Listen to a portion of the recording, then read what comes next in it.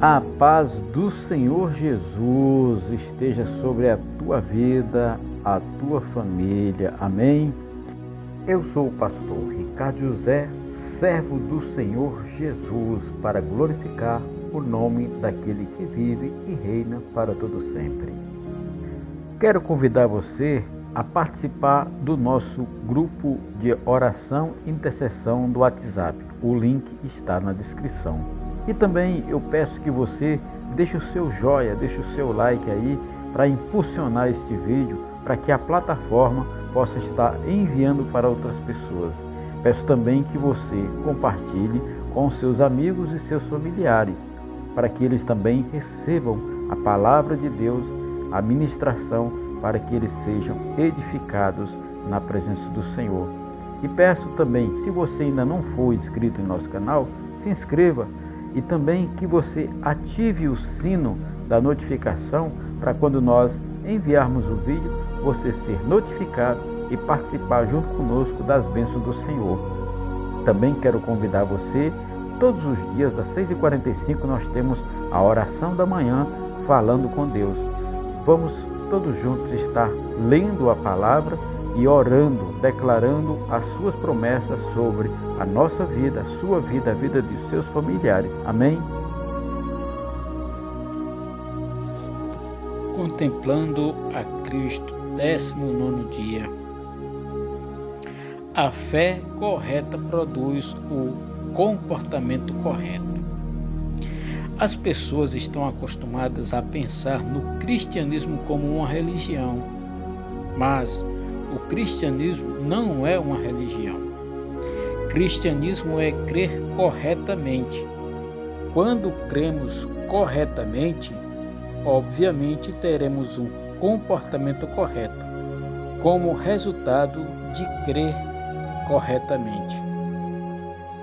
Crer corretamente é importante porque a sua fé afeta o seu espírito, o corpo, a alma, a vida financeira, a vida familiar, a vida profissional, enfim, cada aspecto da sua vida. Uma crença errada sempre vai produzir um comportamento errado. Dessa forma, se queremos ser transformados, precisamos mudar a nossa crença. Esse processo é uma mudança de mente, que a palavra de Deus chama de arrependimento. Como vimos, arrependimento no grego é metanoia, que literalmente significa mudança de mente, mudança de ideia. O arrependimento verdadeiro é uma questão de mudança de mente, mudança radical de entendimento e opinião. Quando renovamos a nossa mente com a palavra de Deus, estamos nos arrependendo. Vejamos esse texto na palavra do Senhor. Então lhe propôs Jesus esta parábola: qual entre vós é homem que, possuindo 100 ovelhas e perdendo uma delas, não deixa no deserto as 99 e vai em busca da que se perdeu, até encontrá-la? Achando-a, põe-a sobre os ombros, cheio de júbilo, e indo para casa, reúne os amigos e vizinhos, dizendo: alegrai-vos comigo, porque já achei a minha ovelha perdida. Digo-vos que assim haverá maior júbilo no céu por um pecador que se arrepende, do que por 99 justos que não necessitam de arrependimento. Esse texto está em Lucas capítulo 15, os versículos 3 a 7. Esta parábola das 100 ovelhas é uma ilustração do verdadeiro arrependimento. É o pastor que sai para procurar a ovelha. Ele é que deixa as outras 99 no aprisco. É ele quem coloca nos ombros e a carrega. E depois é o pastor que se alegra com os amigos. Onde fica a ovelha nessa história? Não é que ela precisava de arrependimento? A única atitude da ovelha foi se deixar ser levada de volta para casa. ela simplesmente se entregou ao pastor. No Velho Testamento, os ninivitas se arrependeram porque Jonas disse que a cidade seria destruída em 3 dias.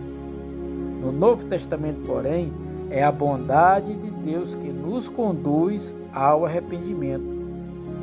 Foi o olhar amoroso de Jesus que conduziu Pedro ao arrependimento. No texto que vamos ler em Romanos diz assim: ou despreza a riqueza da sua bondade e tolerância e longanimidade, ignorando que a bondade de Deus é quem te conduz ao arrependimento? Romanos capítulo 2, versículo 4. O amor de Jesus é que nos leva ao arrependimento. Quando lemos lá em Mateus 26, 75, quando fala que que Pedro chorou arrependido por ter negado o Senhor Jesus. No Velho Testamento, o homem precisava se arrepender primeiro e então Deus o abençoaria. Mas no Novo Testamento, nós provamos primeiro o amor de Deus e então nos arrependemos. O arrependimento envolve a tristeza segundo Deus pelo pecado. É uma mudança de opinião em relação a si mesmo e a Deus. Em 2 Coríntios, no capítulo 7, versículo 10, diz assim: porque a tristeza segundo Deus produz arrependimento para a salvação, que a ninguém traz pesar, mas a tristeza do mundo produz morte. Em relação a Deus, precisamos reconhecer que Ele nos ama. Atos capítulo 20, 21 diz assim: testificando tanto aos judeus como a gregos o arrependimento para com Deus e a fé do nosso Senhor Jesus Cristo. Em relação a nós mesmos, precisamos reconhecer o pecado da justiça própria. O arrependimento, segundo o Evangelho, é abandonar a ideia de que possuímos algum merecimento. Hebreus, no capítulo 6:1, ele diz assim: por isso, pondo à parte os princípios elementares da doutrina de Cristo, deixemo-nos levar para o que é perfeito, não lançando de novo a base do arrependimento de obras mortas e da fé em Deus. Hebreus, capítulo 6, versículo 1. A palavra de Deus diz que a fé que salva é aquela que Deus justifica ao ímpio. Se não reconhecemos que somos ímpios, então não precisamos de um Salvador.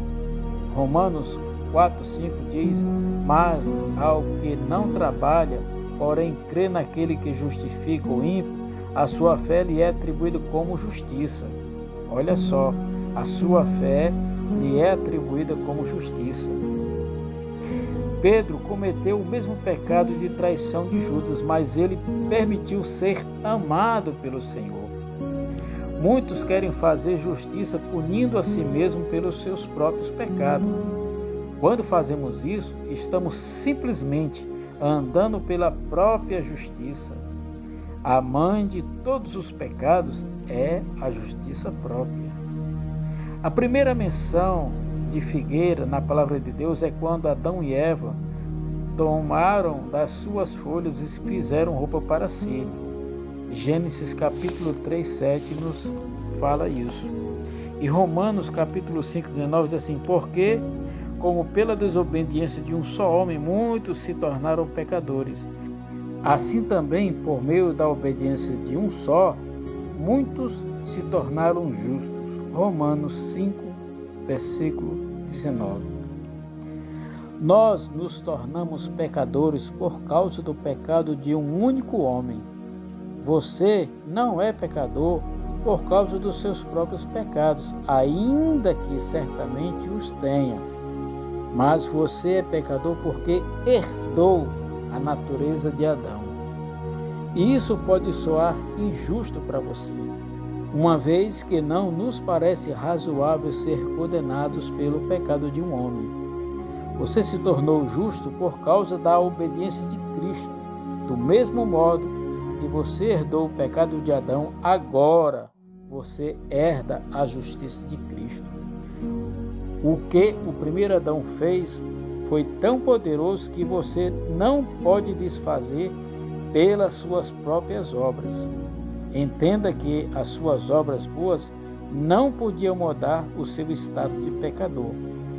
O mesmo princípio continua valendo depois que você recebe a justiça de Cristo.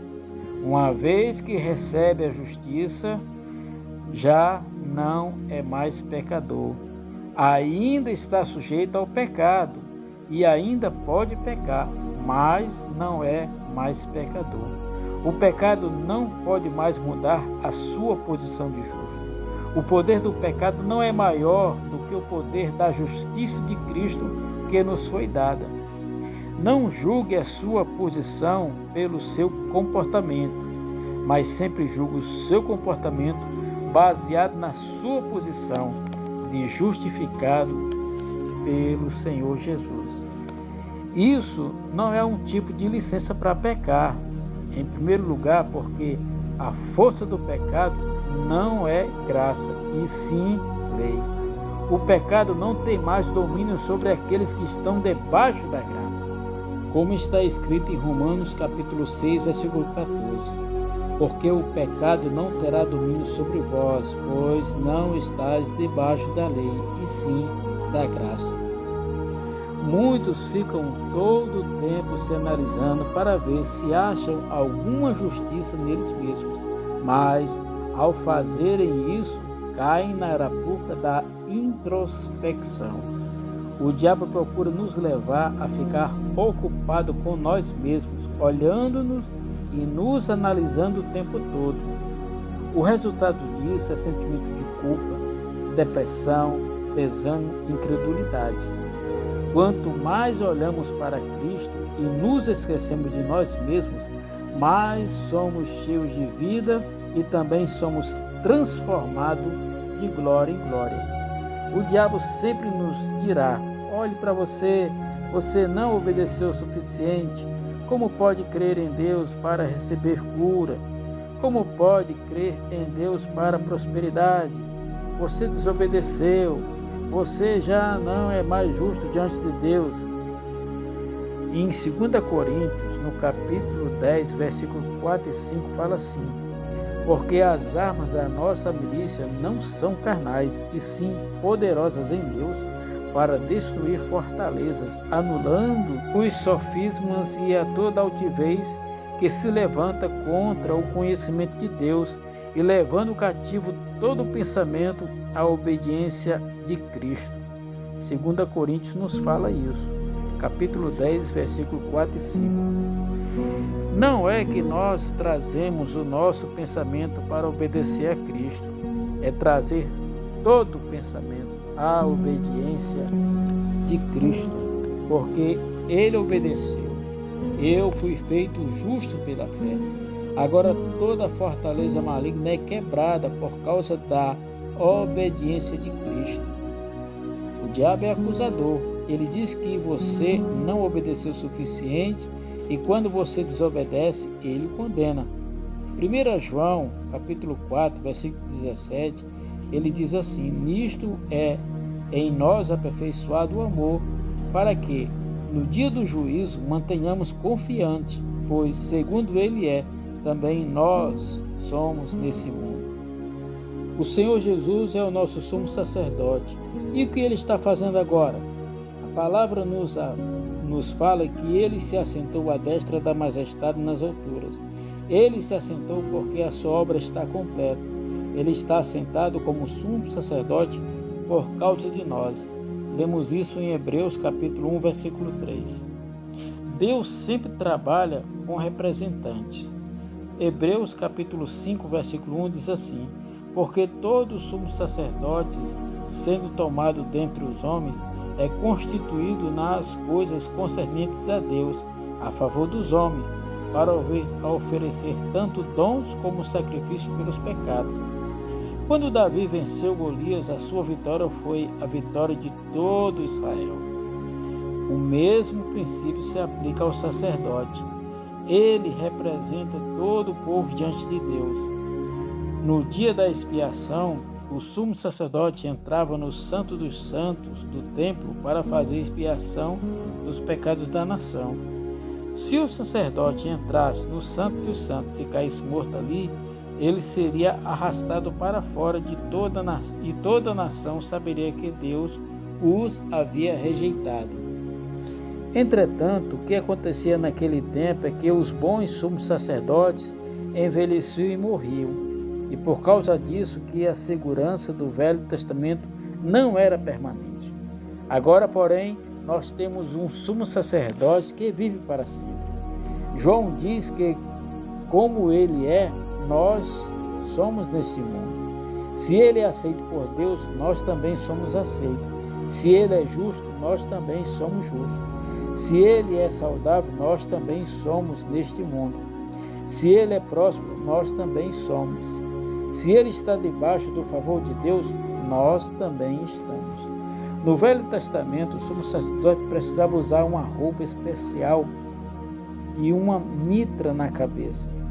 Cada peça do vestiário do sacerdote era uma maravilhosa relação com a redenção, mas na frente da sua testa havia uma placa de ouro no qual estava escrito: Santidade ao Senhor. No livro de Êxodo, no capítulo 28, o versículo 38 fala assim: E estará sobre a testa de Arão, para que Arão leve a iniquidade corretamente as coisas santas que os filhos de Israel consagrarem em todas as ofertas de suas coisas santas, porque estará sobre a testa de Arão, para que eles sejam aceitos perante o Senhor.